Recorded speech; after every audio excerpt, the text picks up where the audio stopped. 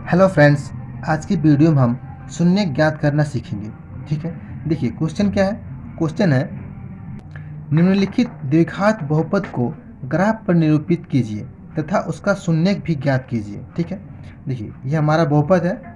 ठीक है, और इसको ग्राफ पर निरूपित करना है और इसका शून्य भी निकालना है।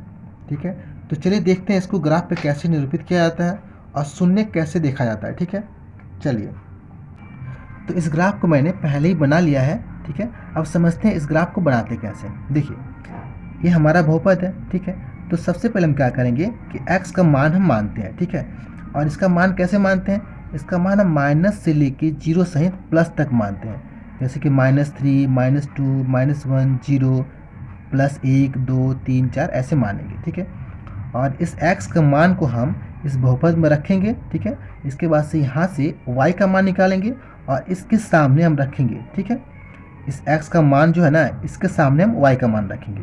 जैसे कि हम माने हैं x बराबर -2 और यहाँ से जब y का मान निकालेंगे तो वो यहाँ पर रखेंगे। ठीक है, उसी प्रकार अगर हम मानेंगे कि x बराबर -1 तो इसमें रख के -1 y का मान निकालेंगे तो इसके सामने हम रखेंगे। ठीक है, फिर x बराबर 0 लिखेंगे। ठीक है, तो ये मान रखेंगे हम इसमें और इससे फिर y का मान निकालेंगे तो फिर इसके सामने रखेंगे। इसी प्रकार ये सारे पॉइंट निकालेंगे। ठीक है, अब देखिए कैसे निकालेंगे एक बार देख लेते हैं। देखिए यहाँ लिखेंगे हम y बराबर बहुपद क्या है, बहुपद है x² - 3x - 4। ठीक है, अब इसमें हम x का मान रखेंगे। x बराबर क्या है, -2 है, तो यहाँ पे लिखेंगे हम x का मान। x बराबर -2 तो -2 का स्क्वायर होगा ये। ठीक है, और -3 x का मान कितना है, -2 है, तो -2 रखेंगे, -2।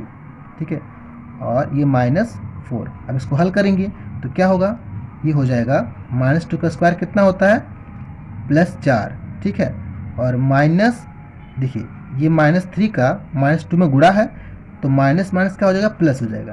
तो +3 दूना 6 और ये -4। ठीक है, अब इस -4 से ये +4 क्या हो जाएगा, कट जाएगा तो बचेगा क्या, 6 बचेगा। 6 यानी कि y बराबर 6। ठीक है, तो ये 6 हमने यहाँ रख दिया।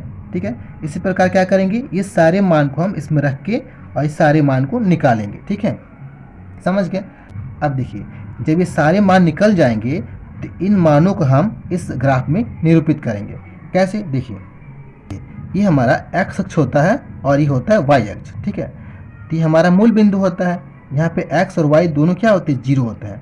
ठीक है, तो इधर हमारा x जो होता है प्लस होता है और इधर क्या होता है, माइनस होता है, और y जो होता है ऊपर क्या होता है, प्लस होता है, नीचे माइनस होता है। ठीक है, तो चलिए अब इन पॉइंटों को यहाँ पे क्या करें, हम निरूपित करते हैं। देखिए सबसे पहले हम इस पॉइंट को निरूपित करते हैं। ठीक है, देखिए यहाँ पे x बराबर क्या है, -2 है और y बराबर 6 है। तो x बराबर -2 है, तुमको माइनस चलना है, तो -x किधर होता है, इधर होता है, तो चलेंगे हम 1, 2, यहाँ पे क्या है, x बराबर -2। ठीक है, इसके बाद से y बराबर क्या है, y बराबर 6 है, तो 6 चलेंगे हम ऊपर, क्योंकि y क्या होता है, ऊपर प्लस होता है, तो यहाँ पे 6 हो गया। ठीक है, तो यहाँ से इधर चले हम 2, ये 2, ठीक है, और 6, तो ये हमारा क्या हुआ, ये हमारा कटान बिंदु हुआ। ठीक है, तो इसको हम क्या करेंगे, यहाँ पे चिन्ह लगा लेंगे। ठीक है, इसी प्रकार इसको चलेंगे। देखिए x बराबर -1 और y बराबर 0, तो x बराबर -1 है तो माइनस इधर होता है, तो यहाँ पे चलेंगे, और y क्या है, 0 है, तो 0 है तो y ना ऊपर जाएगा ना नीचे आएगा, y क्या होगा, यहीं लाइन पे रह जाएगा। ठीक है, तो ये जो मेरा पॉइंट होगा ये क्या होगा, x बराबर -1 y बराबर 0। ठीक है, ये हमारा पॉइंट होगा x बराबर -1 और y बराबर 0। ठीक है, इसके बाद से देखिए इसको दर्शाएंगे कैसे, x बराबर 0 है और y बराबर क्या है, -4 है, तो y बराबर -4 है ना, तो -y जो है उसको नीचे हम चलते हैं, तो नीचे आएंगे तो यहाँ पे क्या है, -4। ठीक है, और x बराबर क्या है, 0 है, तो x ना इधर चलेगा ना इधर चलेगा, ये पॉइंट पे ही रह जाएगा। ठीक है, तो ये जो पॉइंट मेरा होगा वो क्या होगा, x बराबर 0 और y बराबर -4। समझ गए। इसी प्रकार क्या करेंगे, इन सारे बिंदुओं को इस पर दर्शाएंगे। ठीक है, इसके बाद क्या करेंगे, इन सभी बिंदुओं को हम ऐसे मिला देंगे। तो ये जो लाइन बना मेरा, ठीक है, ये कौन सा लाइन है, ये हमारा है y बराबर x² - 3x - 4 का ये लाइन है। ठीक है, अब हमको ज्ञात करना है कि यहाँ पे शून्य कौन सा है, ठीक है, शून्य क्या है, हमको ये जानना है, ठीक है। तो देखिए, अब शून्य को समझने के लिए फिर से एक बार इन पॉइंटों को हम गौर करते हैं। देखिए यहाँ पे समझिए, यहाँ क्या है, यहाँ पे x बराबर 1 और y बराबर क्या है -6 है, ठीक है। यानी कि x बराबर 1 यहाँ से यहाँ चला और y बराबर -6 यहाँ से यहाँ चला, तो ये पॉइंट हमारा मिला, ठीक है। तो इस पॉइंट पे क्या है, y क्या है -6 है और x क्या है 1 है, समझ गए। उसी प्रकार यहाँ पे देखिए, ये जो पॉइंट है यहाँ पे x बराबर क्या है 0 है और y बराबर क्या है -4 है, यानी कि x ना इधर चला ना इधर चला, ये पॉइंट पे ही रह गया, ठीक है। और y क्या हुआ, y यहाँ से यहाँ आया, तो यहाँ पे जो मिला पॉइंट वो मिला x बराबर 0 और y बराबर -4, ठीक है। उस प्रकार यहाँ पे देखिए, यहाँ पे जो पॉइंट है वो क्या है, x बराबर -1 y बराबर 0, ठीक है। तो x बराबर -1 क्या हुआ, यहाँ से यहाँ चला और y ना ऊपर गया ना नीचे गया, पॉइंट पे रह गया, ठीक है। इसका मतलब कि y यहाँ पे 0 हो गया, ठीक है। तो y जहाँ पे 0 हो जाए, जिस पॉइंट पे 0 हो जाए, उस पॉइंट पे जो x का मान होता है वो क्या कहलाता है, इस लाइन का शून्य कहलाता है, समझ गया। यानी कि इस बिंदु पे y का मान क्या है 0 है, तो ये जो बिंदु है इस लाइन का शून्य कहलाएगा, ठीक है। यानी कि -1 इस लाइन का क्या है, शून्यक है, समझ गया। आप इसको ऐसे भी कह सकते हैं कि जो बहुपद का लाइन है ये x अक्ष को जिस पॉइंट पर काटेगी, उस पॉइंट का जो x का मान होगा वो इस लाइन का क्या कहलाएगा, शून्य कहलाएगा, ठीक है। देखिए यहाँ पे लाइन क्या कर रहा है, यहाँ पे काट रहा है ना x अक्ष को, तो यहाँ पे काट रहा है, तो इसका मान क्या है, यहाँ पे x अक्ष का मान -1 है, ठीक है। तो ये उसका क्या हो जाएगा, शून्य कहलाएगा। उसी प्रकार यहाँ पे देखिए, यहाँ पे भी x अक्ष को ये लाइन काट रहा है, ठीक है। तो यहाँ पे x का मान क्या है 4 है, तो ये 4 भी क्या है, इसका शून्यक है, ठीक है। और यहाँ पे देखिए, यहाँ पे जो y का मान है वो 0 हो जाएगा, ठीक है। वो क्या है, y का मान यहाँ पे क्या है 0 है ना, x का मान यहाँ से यहाँ तक, यानी कि x बराबर 4 है यहाँ पे, y बराबर क्या है, y बराबर 0 है, ठीक है। तो ये हमारा शून्यक हो गया, समझ गए। इसका मतलब ये है कि जो लाइन है x अक्ष को जितना बार काटेगा उतना हमको शून्यक मिलेगा, ठीक है। तो ये हमारा द्विघात बहुपद है, तो इस x एक्सिस को ये 2 बार काट रहा है, ठीक है। तो हमको क्या होगा, 2 शून्यक प्राप्त होते हैं यहाँ पे, ठीक है, 2 शून्यक मिलेंगे। कौन कौन सा, -1 और ये 4, ठीक है।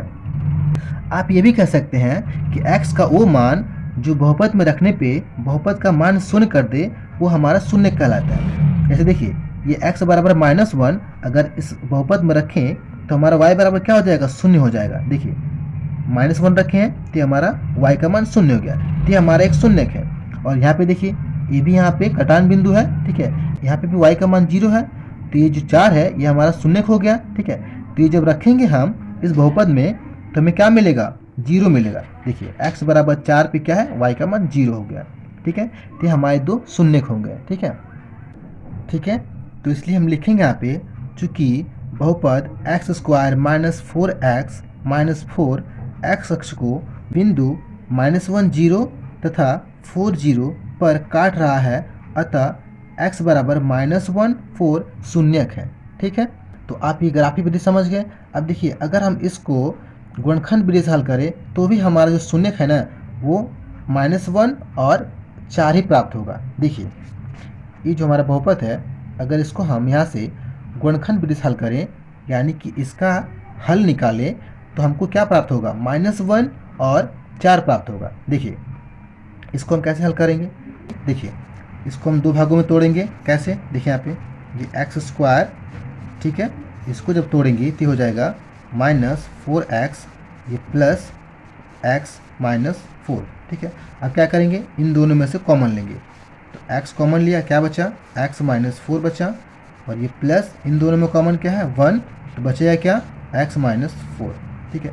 अब इन दोनों में कॉमन क्या है, x -4 है, तो x -4, ठीक है, बचेगा क्या, यहाँ बचा x और यहाँ बचा 1, तो x +1, ठीक है। अब देखिए इन दोनों को हम 0 के बराबर मान के यहाँ से हम x का मान निकालेंगे, ठीक है। तो x -4 बराबर 0, तो यहाँ से हमें मिला x बराबर 4, ठीक है। और एक बार इसको मानेंगे तो x + 1 बराबर 0, तो क्या मिलेगा यहाँ से, x बराबर इसको इधर करेंगे तो -1, ठीक है, मिला है हमको यहाँ। तो यहाँ पे भी हमको x बराबर क्या मिला, -1 और 4 मिला। तो ये जो हमारा हल है, यानी कि जो आंसर है ये क्या है, इसका शून्यक है। यानी कि इस मान को हम x बराबर -1 और 4 को इसमें रखें तो y बराबर हमें क्या मिलेगा, y बराबर हमें 0 मिलेगा, ठीक है। तो इस वीडियो में इतने फ्रेंड्स, वीडियो अगर पसंद आए तो वीडियो को लाइक करें, चैनल को सब्सक्राइब करें। Thank you friends.